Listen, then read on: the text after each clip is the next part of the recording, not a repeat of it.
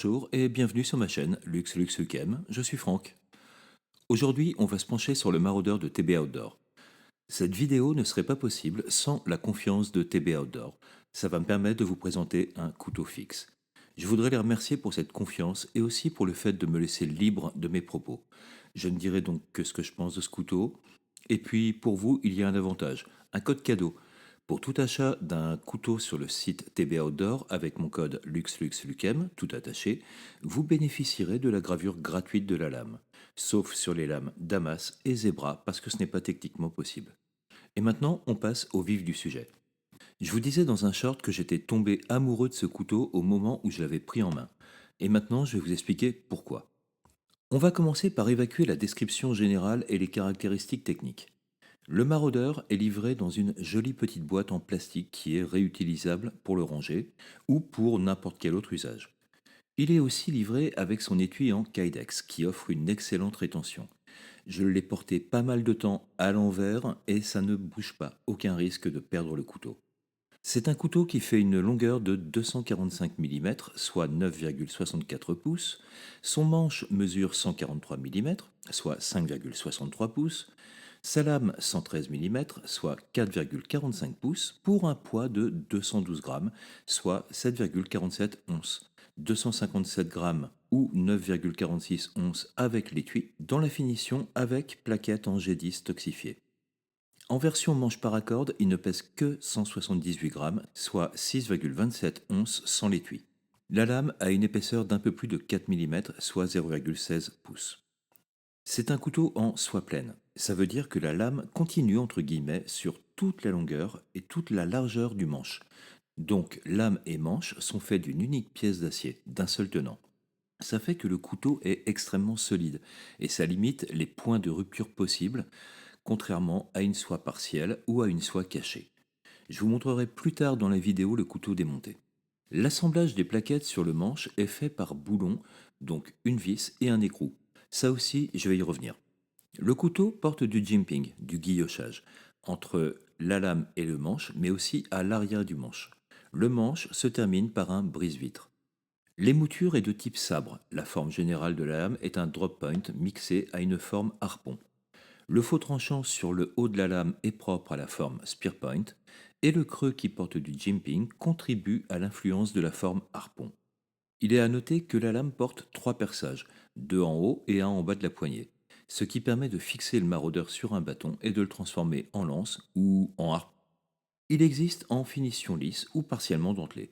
J'ai choisi une lame lisse pour la facilité d'entretien et d'affûtage, mais le tranchant mixte présente aussi des avantages quand on veut couper des sangles ou du cordage plus épais. Le choix d'une lame mixte ou lisse est juste personnel et ne tient qu'à vous. La lame est en acier MOX avec un revêtement PVD. Le revêtement PVD noir protège la lame de l'oxydation, des rayures et ça limite aussi les reflets. Et puis, comme vous pourrez le voir tout au long de la vidéo, il offre aussi de jolis reflets bleutés, violets, en fonction de la lumière. L'acier MOX, MOX 27CO de son petit nom, c'est un acier haut de gamme qui contient entre autres 1% de carbone, 1% de cobalt et 18% de chrome. Ça en fait un acier très résistant à l'oxydation et vraiment solide. La dureté de la lame se situe à 57-59 HRC. Sa lame m'a impressionné, son tranchant en particulier. On est sur un affûtage à 17 degrés par face, soit 34 degrés en tout. C'est le type de tranchant qu'on a sur un couteau à filet, donc un tranchant particulièrement fin. Mais ce qui m'a bluffé, c'est la rétention du tranchant.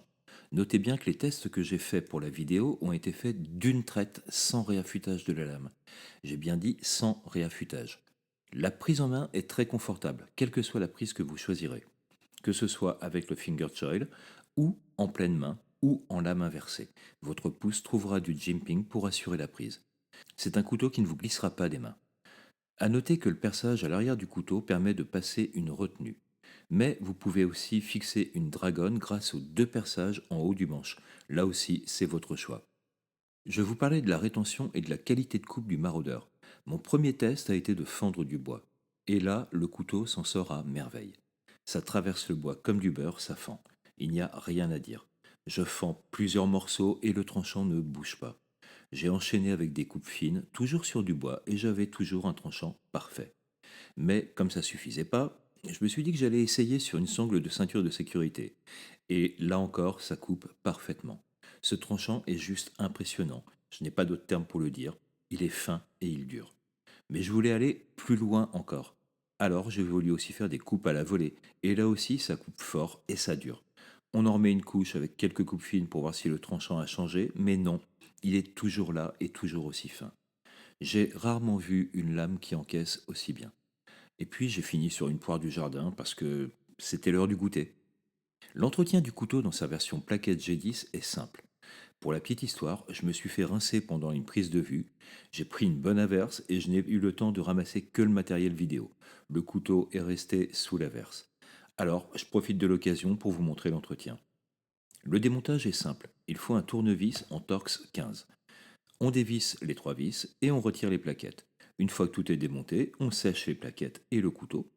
On met quelques gouttes d'huile sur la soie pour la protéger et on réassemble. C'est vraiment simple et efficace et surtout c'est possible grâce à l'assemblage par boulon, contrairement à des plaquettes rivetées. Lors du réassemblage, il faut juste penser à mettre une demi-goutte de frein filet sur les vis pour s'assurer qu'elles ne bougeront pas avec les vibrations et les chocs. C'est tout. Est-ce que vous saviez que ce couteau a été conçu à la base pour les forces spéciales? C'est un couteau qui a été pensé pour un usage militaire, un couteau de combat, de survie, de bushcraft. C'est une dague de combat. Mais c'est pas réservé qu'à un usage tactique. Comme vous avez pu le voir, il fend, il coupe, il fait tout ce qu'on a besoin de faire en extérieur en bushcraft. L'étui Kydex permet une rétention sûre du couteau. Comme vous pouvez le voir, il y a des œillets qui permettent d'ajouter différents types d'attaches compatibles avec le système Molly ou PALS. Ça permet de le fixer à un gilet porte-charge ou porte-plaque, un sac à dos, un panneau drop leg, etc. Il existe une foule d'accessoires de fixation fixes ou mobiles que je vous laisserai explorer. J'ai récemment découvert une autre façon de fixer un étui Kydex à une ceinture ou à des sangles molly. Quand je préparais ma vidéo, je surfais sur les chaînes YouTube auxquelles je suis abonné et je suis tombé sur cette vidéo de Weavers of Eternity qui propose une utilisation du nœud de Prusik pour attacher votre maraudeur à une ceinture ou à un accessoire molly. J'ai trouvé l'idée géniale et c'est pour ça que je vous la partage. Je vous mettrai un lien en description. Vous trouvez pas ça génial comme idée? Dites-moi ce que vous en pensez en commentaire. Le maraudeur est un couteau customisable. Il est disponible en lame lisse ou mixte, avec des plaquettes G10 ou carbone, ou un manche tressé en paracorde. J'ai choisi le modèle avec le G10 toxifié, mais ça ne m'empêchera pas de mettre de la paracorde si l'envie m'en prend. Vous pourriez tout aussi bien choisir de le prendre en finition paracorde et de lui faire des plaquettes en G10, en micarta, en bois stabilisé, ce que vous voulez. D'ailleurs, vous le préférez comment le maraudeur? En paracorde? En G10? En carbone? Lame lisse ou mixte? Dites-moi ça aussi dans les commentaires. Donc, il me faut juste quelques mètres de paracorde 550, un briquet et un petit morceau de carton. Le morceau de carton protège la lame, mais aussi vos doigts, pensez-y. Je démonte les plaquettes en G10 avec un tournevis T15, je fixe le couteau dans un étau ou avec un serre-joint. Après, le tressage en lui-même est super simple. Je ferai sans doute une vidéo qui montre comment faire un tressage paracorde sur un manche. Si ça vous intéresse, n'hésitez pas à vous abonner. Pour vous aider à avoir une meilleure idée de la taille du maraudeur, je vais vous le présenter aux côtés de mon Bug 119, d'un couteau suisse Victorinox de 91 mm, mais aussi à côté du CAC TB Outdoor, le couteau de campagne de l'armée française. On est un peu plus court qu'un Bug 119, plus long que le CAC.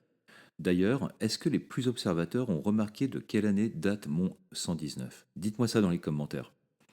C'est pour moi une des qualités du maraudeur en tant que couteau de bushcraft de survie d'être un peu plus compact que la moyenne. Depuis quelques années, on voit de plus en plus de couteaux de bushcraft qui donnent allègrement dans l'inflation.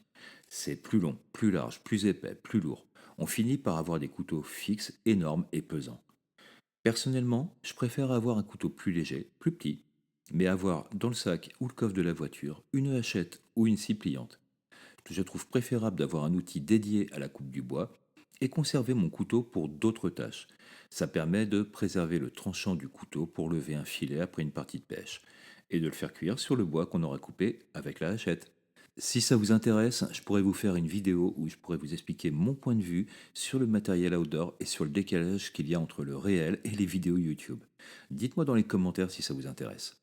TB Outdoor présente le maraudeur comme un couteau customisable et polyvalent. C'est effectivement le cas. Ça fait quelques mois que je le prends avec moi quand je travaille à l'entretien de mon terrain, en randonnée, et je dois avouer qu'il a remplacé mon Bug 119 dans cet usage. Il est un peu plus compact et léger. Il est aussi simple à affûter, mais il garde beaucoup mieux le tranchant.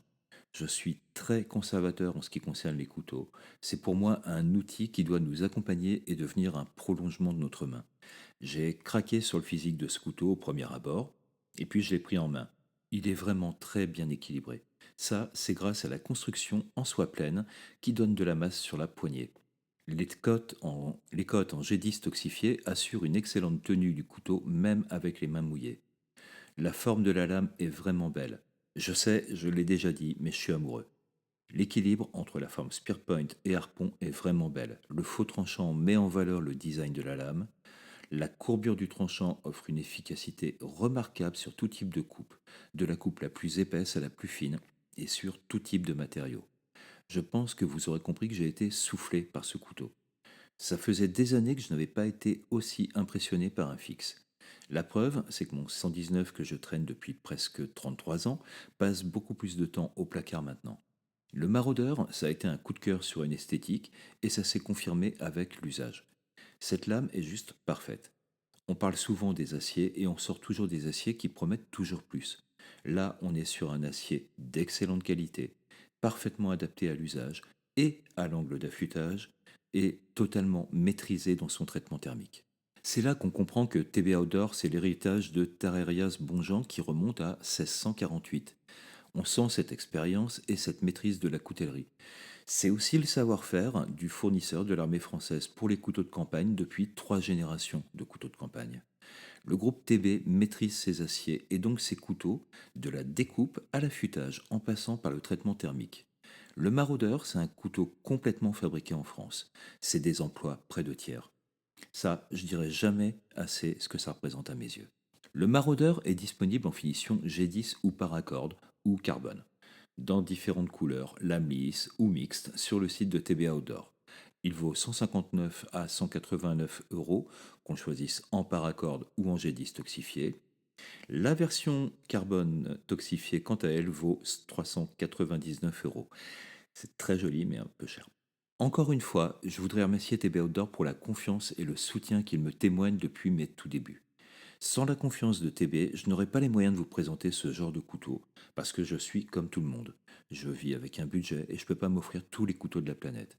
Et puis, TB me laisse libre de mes propos, de mes avis. Comme vous avez pu le comprendre, ce couteau m'a soufflé. Et en quelques mois d'usage, je n'ai pas réussi à lui trouver de défaut. Le maraudeur a remplacé mon bon vieux Buck 119 qui commence à être jaloux. Je vous rappelle mon code si vous voulez profiter d'une gravure gratuite de la lame, LuxLuxLucem, tout attaché. Merci à TB Outdoor. La prochaine fois qu'on parlera de TB, ce ne sera pas de TB Outdoor, mais on parlera de TB 1648. Mais c'est un secret. À moins que vous ayez deviné. Entre-temps, je vais aussi essayer de faire une vidéo qui comparera les 3 générations de couteaux de campagne par TB Outdoor et de vous donner mon ressenti après quelques mois ou années d'usage. On parlera aussi cadeau de Noël, fabrication d'un couteau suisse custom, on parlera de mon dernier Laserman, etc. Il y a plein de sujets qui sont en cours de fabrication. Mais en attendant, n'hésitez pas à me dire ce que vous pensez du maraudeur dans les commentaires. Si vous avez aimé cette vidéo et que vous avez envie d'en voir plus, n'oubliez pas de vous abonner.